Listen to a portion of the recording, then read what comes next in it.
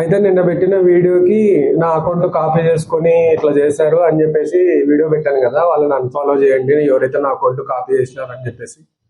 మీరేమో నన్నే అన్ఫాలో చేసినారు. నాకు ఉండేది అంతంత మాత్రంగానే ఉంది, అంతంత మాత్రమే.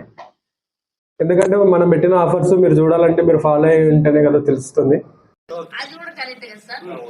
అసలు మ్యాటర్ వచ్చేసి, ఒక బ్రదర్ తన అక్క కోసం అని చెప్పేసి మన దగ్గర బ్లడ్ డాట్ వేయించుకున్నారు. అది ఎలా వచ్చిందో చూసేద్దాం, ఓకేనా? ఫాలో అయితే చేసుకోవడం మర్చిపోతుంది. అన్ఫాలో అయితే స్పీడ్ అవుతున్నారని, ఫాలో అయితే నిదానంగా వస్తుంది.